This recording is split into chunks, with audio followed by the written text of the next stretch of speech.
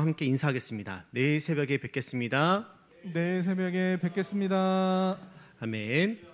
이제 말씀을 나누도록 하겠습니다. 우리가 오늘 나누게 된 이 느헤미야서는 크게 두 부분으로 나뉘어져 있습니다.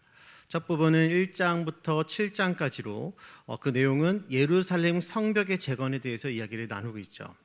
둘째 부분은 8장부터 13장까지의 내용으로 이스라엘의 신앙이 다시금 재건되는 것에 대해서 기록을 하고 있습니다. 오늘 본문의 시작 전까지는 느헤미야를 중심으로 한 외형적인 성벽이 재건되었다라는 이야기죠. 느헤미야는 외부적이고 가시적인 성과에 만족하지 않았습니다. 이제 그의 시선은 이스라엘의 신앙 재건으로 옮겨지게 되는 것이죠. 그는 예루살렘 성이 다시 무너지지 않기 위해서는 영적인 부흥이 있어야만 한다라고 확신했던 것입니다. 그러므로 이제 그는 학사 에스라와 더불어 이스라엘의 영적 부흥을 위한 본격적인 신앙 재건의 사역에 들어가게 됩니다. 그러나 우리가 주의해야 할 것은 이스라엘의 이 신앙 재건 운동 역시도 바로 하나님께서 주도적으로 역사하셨다라는 사실입니다. 비록 느헤미야와 에스라를 중심으로 이 귀한 역사가 이루어지곤 있지만 이 역사의 원동력은 바로 하나님이시라는 점인 것이죠. 그렇다면 하나님께서 어떻게 무너진 이스라엘 백성의 이 신앙에 부흥을 일으키시고 계신 것일까요? 오늘 본문을 통해서 우리는 하나님께서 이스라엘 자손들의 마음에 바로 그 부흥을 향한 사모하는 마음을 주셨음을 발견해 볼 수가 있습니다. 그리고 그 마음을 크게 두 가지 반응으로 나타나고 있는 것을 우리가 볼 수가 있는데요. 오늘 이 시간에 이 본문을 통해서 발견된 이 두 가지 사실을 우리 함께 보면서 함께 도전받는 그리고 은혜를 나누는 귀한 시간 되기를 원합니다. 이스라엘 백성들에게 나타난 첫 번째 반응은 바로 지적인 반응이었습니다. 우리 본문 1절 말씀 함께 먼저 읽어보도록 하겠습니다. 1절입니다. 시작. 이스라엘 자손이 자기들의 성읍에 거주하였더니 일곱째 달에 이르러 모든 백성이 일제히 수문학 광장에 모여 학사 에스라에게 여호와께서 이스라엘에게 명령하신 모세의 율법책을 가져오기를 청하매. 아멘. 일곱째 달, 즉 7월은 이스라엘 자손들에게는 매우 중요한 그런 달이었습니다. 1일은 나팔절이며 10일은 속죄일이고 15일은 한 주간 동안 지키는 이 초막절이 시작이 되는 그런 날이기 때문인 것이죠. 무려 이스라엘 백성들이 지켜야만 하는 그 세 절기가 한 달 동안에 3개나 집중이 되고 있는 것입니다. 특별히 예루살렘에 거한 이스라엘 자손이 7월에 일어나서 모였다라고 기록을 하고 있습니다. 즉 이 말씀은 나팔절이 되자 일제히 모이기 시작했다라는 그런 말이죠. 여러분들 나팔절이 어떤 절기인지 아십니까? 이날은 특별히 안식일로 정해서 어떠한 노동도 금지가 되었던 그런 날입니다. 그리고 특별히 나팔을 불어서 성회로 모였던 그런 날이죠. 그래서 9절에서 백성들이 울자 이날은 여호와의 성일, 즉 거룩한 날이니 슬퍼하지 말라라고 지도자들이 가르쳤던 것입니다. 나팔절에 순문학 광장에 모인 이스라엘 백성들은 학사 에스라를 찾았습니다. 그리고 그에게 율법책을 가지고 올 것을 요청하게 되죠. 여기서 율법책을 가져오도록 요청했다는 것은 에스라에게 하나님의 말씀을 읽고 자신들이 가르쳐 주기를 요청했다라는 것을 의미하는 것입니다. 이와 같이 에스라가 먼저 율법책을 가져와서 백성들 앞에서 읽고 가르친 것이 아니라 반대로 백성들이 먼저 에스라에게 하나님의 말씀, 율법을 읽고 가르쳐 달라고 요청한 것을 오늘 우리가 주목해야 한다는 것이죠. 왜냐하면 구약 어디에서도 백성들이 자발적으로 종교 지도자들에게 하나님의 말씀을 들려달라거나 또 가르쳐 달라고 요청한 기록이 없기 때문인 것입니다. 오직 오늘 본문의 기록이 유일한 것이죠. 이것은 당시 이스라엘 자손들이 예루살렘 성벽 재건 과정을 통해서 신앙적인 부흥이 일어나고 있었음을 우리에게 보여주고 있는 것입니다. 신앙적 부흥은 하나님의 말씀에 대한 관심을 고조시키기 마련입니다. 신앙이 고양이 되면 하나님의 뜻이 무엇인지를 알기를 소원하게 되는 것이고 하나님의 뜻에 따라서 살기를 기뻐하게 되는 것입니다. 자연스럽게 그러므로 하나님의 말씀을 더 사모할 수밖에 없게 되는 것이죠. 백성들의 이 요구에 학사 에스라는 율법책을 가지고 왔습니다. 그리고 무릇 알아들을 만한 회중 앞에 서게 되죠. 그러니까 어떤 특정 계층을 향한 영적 각성이 아닌 이스라엘 모든 부류의 사람들을 대상으로 오늘 삼고 있다라는 사실입니다. 학사 에스라는 느헤미야보다 14년이나 앞서 기록했던 사람이죠. 그는 율법에 익숙한 자로 율법을 연구하고 또 그 율법을 준행하며 또 그 율법을 가르치기로 자기 자신의 삶을 하나님께 드리기로 결심했던 그런 인물이었습니다. 그가 예루살렘에 도착했을 때 백성들의 삶과 또 영적인 상태는 엉망이었죠.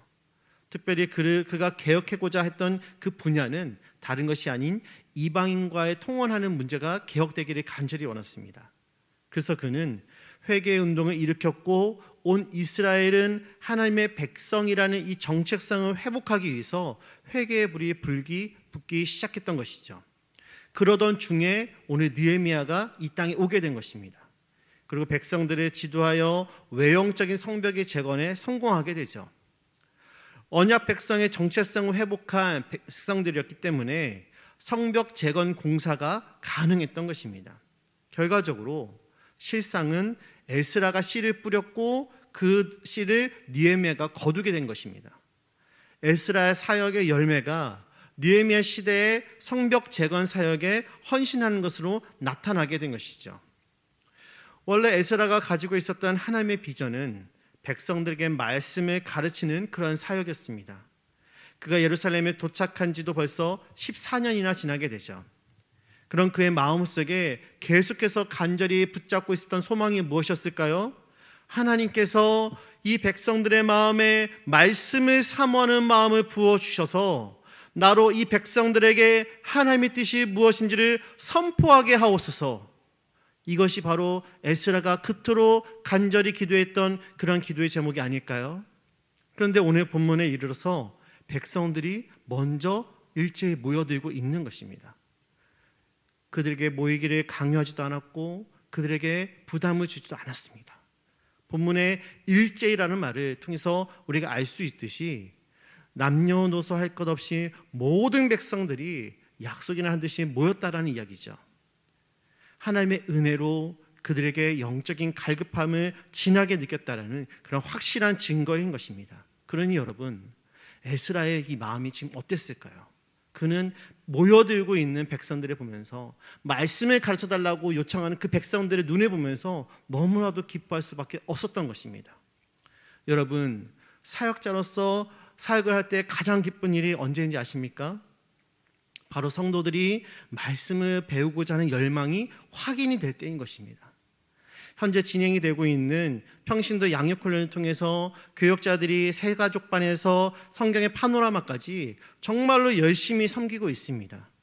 열정을 가지고 강의를 준비하고 행여나 나의 부족함과 연약함이 성도들에게 누가 되진 않을까 하면서 노심초사하며 긴장하며 준비하는 그 모습을 저는 교역자식 곳곳에서 보게 되는 것이죠.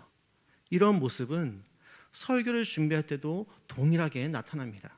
그런데 여러분, 이렇게 열심히 준비하면서 그 수고와 노력이 언제 잊혀지게 되는 것일까요? 성도들이 하나님의 말씀을 초롱초롱한 그 눈빛으로 들으면서 한 글자 한 글자를 받아먹기 위해 노력하고 있다는 것을 느껴질 때, 즉 하나님께서 부족한 종들을 통해서 말씀으로 지금 성도들의 그 마음을 만져주고 계신다는 그 사실을 느낄 때 그동안 느꼈던 그 모든 수고와 노력들이 자연스럽게 눅놓듯이 사라지게 되는 것입니다.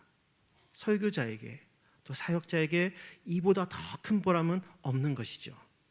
바로 이것이 오늘 하나님이 세우신 교회에 부어져야 할 바로 하나님의 영적 부흥이라는 것입니다. 이것이 바로 진정한 부흥이라는 것이죠. 그러므로 부흥을 사모하는 자들은 말씀을 사모하는 간절함이 온 교회 위에 임하기를 기도해야 되는 줄을 믿으시기를 바랍니다. 오늘 그 말씀, 우리 3절 말씀을 함께 보도록 하겠습니다. 3절입니다. 시작. 수문화 광장에서 새벽부터 정오까지 남자나 여자나 알아들을 만한 모든 사람 앞에서 읽음에 뭇 백성이 그 율법책에 귀를 기울였는데. 아멘. 학사 에스라도 하나님의 말씀에 반응하는 그 백성들을 보면서 감격하며 기뻐했습니다. 그래서 새벽부터 시작된 율법의 이 낭독이 정오까지 계속 진행이 되죠. 잠시도 쉬지 않았습니다. 어떻게 6시간 동안이나 흩어지지 않고 말씀에 청종할 수가 있었을까요? 이것이 바로 하나님께서 부으신 그 은혜에 대해서 말씀을 향한 사모함으로 나타나게 된 결과라는 사실입니다. 여러분, 혹시 몇 시간 동안 말씀에서 눈을 떼지 못하고 묵상한 경험이 있으십니까? 하루에 성경을 몇십 장씩 읽어도 부족함을 느끼고 더 읽고 싶은 마음이 일어난 적이 있으십니까? 아마 말씀으로 거듭난 참된 하나님의 백성이라면 다들 이런 경험을 해보셨을 것입니다. 바로 그때가 하나님의 은혜가 임하는 시간이요, 영적 부흥을 경험하는 시간인 줄을 믿으시기를 바랍니다. 영적 부흥은 순간적으로 경험하는 것이 아닙니다. 지속적으로 경험하는 것이 너무나도 중요하다는 것이죠. 그러므로 끊임없는 말씀을 향한 그 간절함으로 하나님의 은혜를 사모하는 저와 여러분 모두가 될 수 있기를 간절히 원합니다. 말씀을 깨닫게 되자 이스라엘 백성들에게 나타난 두 번째 반응이 있습니다. 그것은 감각적인 반응이었습니다. 우리 9절 말씀 함께 보도록 하겠습니다. 9절입니다. 시작. 백성이 율법의 말씀을 듣고 다 우는지라. 총독 느헤미야와 제사장 겸 학사 에스라와 백성을 가르치는 레위 사람들이 모든 백성에게 이르기를 오늘은 너희 하나님 여호와의 성일이니 슬퍼하지 말며 울지 말라 하고. 아멘. 백성들의 첫 반응은 바로 눈물이었습니다. 이들이 왜 울었을까요? 율법, 즉 하나님의 말씀을 통해 자기 자신의 그 죄를 깨달았기 때문인 것입니다. 놀라운 것은 이들이 다 울었다는 것이죠. 온 회중에게 회개의 울음이 임한 것입니다. 말씀으로 인한 회개의 운동이 지금 일어나게 된 것이죠. 여러분, 성경은 하나님의 말씀이 불가도 같고 반석을 쳐서 부서뜨리는 방망이와 같다도 이야기하고 가르치고 있습니다. 하나님의 말씀 앞에서는 완고하고 패역한 어떠한 사람이라 할지라도 넘어지고 바뀔 수가 있는 것입니다. 말씀의 위력 앞에서는 어느 누구도 버티고 서지를 못하는 것이죠. 오순절날 베드로의 설교를 듣고 보인 그 사람들의 반응이 무엇이었습니까? 그들이 한 목소리로 어떻게 고백합니까? 그들은 형제들아 우리가 어찌할꼬 라고 이야기하면서 바로 조금 전까지만 해도 사도들에게 너희들이 세술에 취했다라고 그들을 놀리면서 비꼬았던 그들이 하나님의 말씀을 들었을 때 변화된 모습을 우리는 사도행전을 통해서 발견할 수가 있는 것이죠. 히브리서 4장 12절에서 하나님의 말씀에 대해서 어떻게 묘사합니까? 우리가 이 말씀 함께 읽어보도록 하겠습니다. 같이 봅니다. 시작. 하나님의 말씀은 살아있고 활력이 있어 좌우의 날선 어떤 검보다도 예리하여 혼과 영과 및 관절과 골수를 찔러 쪼개기까지 하며 또 마음의 생각과 뜻을 판단하나니. 아멘. 사랑하는 성도 여러분, 우리가 변화되지 않았다면 그것은 바로 하나님의 말씀을 듣지 않았기 때문인 것입니다. 신앙생활 10년, 20년, 30년을 넘게 했어도 변화되지 않았다는 것은 하나님의 말씀을 듣긴 들었어도 귀로만 듣고 마음으로 듣지 않았기 때문이라는 것이죠. 하나님의 말씀을 마음으로 들으면 변화되지 못할 영혼이 없는 줄로 믿으시기를 바랍니다. 그러므로 이 권능의 말씀을 들으시기 바랍니다. 오늘 느헤미야 시대 이스라엘 자손들처럼 하나님의 말씀을 간절히 사모하는 마음으로 들으시는 우리 모두 되기를 원합니다. 간절히 바라옵기는 다음 주에 있을 이 새생명 축제에 우리가 마음속에 품은 태신자들, 우리의 가족이요, 우리의 친지들이요, 우리의 친구들이요, 동료들을 주의 말씀 앞으로 데리고 나와 살아있는 말씀을 들음으로 주의 자녀로 거듭난 삶을 살아갈 수 있기를 또한 간절히 원합니다. 주의 말씀을 듣고 슬퍼하는 이 백성들을 향하여서 오늘 제 지도자들이 다시 외치고 있는 것을 우리가 10절 말씀을 통해서 발견할 수 있습니다. 우리 10절 말씀 같이 보도록 하겠습니다. 시작. 느헤미야가 또 그들에게 이르기를 너희는 가서 살찐 것을 먹고 단 것을 마시되 준비하지 못한 자에게는 나누어 주라. 이날은 우리 주의 성일이니 근심하지 말라. 여호와로 인하여 기뻐하는 것이 너희의 힘이니라 하고. 아멘. 그러므로 오늘은 울지 말라는 것입니다. 속죄일은 10일에 시작이 되죠. 속죄일이 올 것인데 그때 백성들을 회개하며 하나님께 나아갈 수 있기 때문에 지금은 울지 말라는 것입니다. 지금은 여호와의 성일 거룩한 날이니 우리는 함께 그날에 기뻐하며 살찐 것을 잡고 축제를 벌이자는 그런 이야기인 것이죠.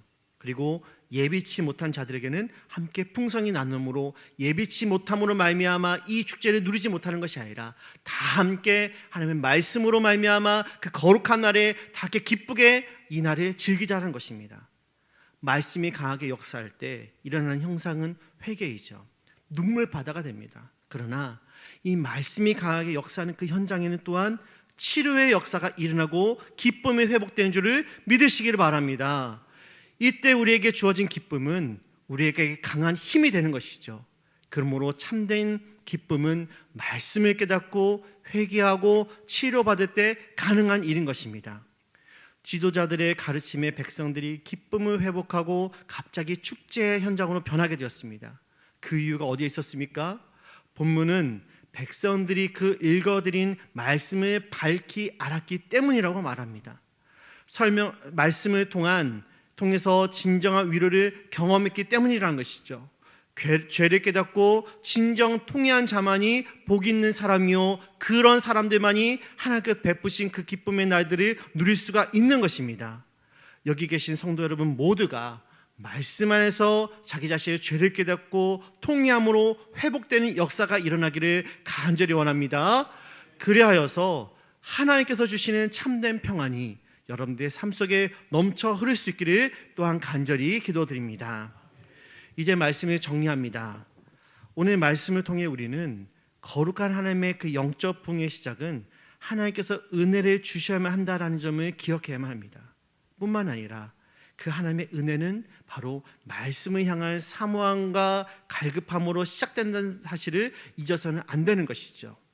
이렇게 말씀을 향한 갈급함으로 나아가는 그들에게는 하나님께서 세워주시고 더 깊은 목마름을 허락하여 주실 것입니다. 바로 이것이 부흥의 시작이라는 것이죠. 더 깊은 목마름을 경험하게 되는 것입니다. 그때 말씀은 우리의 배부 깊숙이 역사하게 되어서 신실한 하나님의 백성으로 살아갈 수 있는 능력을 회복하게 되는 것입니다. 10월 한 달 동안 나누었던 영적 거장들의 공통점이 무엇이었습니까? 그들은 모두 이 말씀의 사람들이었다는 것입니다. 하나님의 말씀은 하나님께서 자기 자신을 계시하는 유일한 방법이시죠. 그러므로 우리는 바로 이 하나님의 말씀, 성경을 통해서 하나님을 알 수가 있는 것입니다. 여러분, 하나님께서 여러분들의 모든 것을 다 알고 계신다는 사실을 믿으십니까? 그 하나님은 여러분들에게 가장 좋은 것을 주시는 분이라는 사실도 또한 믿으십니까? 그렇다면 우리는 그러한 방법을 어떻게 알 수가 있는 것일까요? 바로 하나님의 말씀을 읽음으로 하나님을 알고 하나님을 알므로 우리는 나를 향하신 하나님의 뜻을 발견하게 되는 것입니다. 그러므로 방황 가운데 있었던 어거스틴을 부르셨던 그 음성을 우리도 듣기를 원합니다. 톨레에게 집어서 읽어라, 집어서 읽어라. 하나님의 말씀, 진 성경이 여러분들 아무리 많으면 뭐합니까? 좋은 성경 어플 핸드폰에 설치하고 패드에 설치해서 가지고 다니면 무슨 소용인 것입니까? 읽지 않으면 아무런 소용이 없는 것입니다. 오늘 예배를 통해 말씀에 대한 목마름이 예배에 대한 목마름으로, 예배에 대한 목마름이 하나님의 은혜에 대한 목마름으로 확장되고 깊어지기를 간절히 원합니다. 그리하여서 우리를 회복시키시고 새롭게 하시는 하나님의 은혜를 통하여 우리 수원북법교회가 주의 나라를 위하여서 귀하게 쓰임받는 하나님의 거룩한 공동체 되기를 간절히 소원합니다.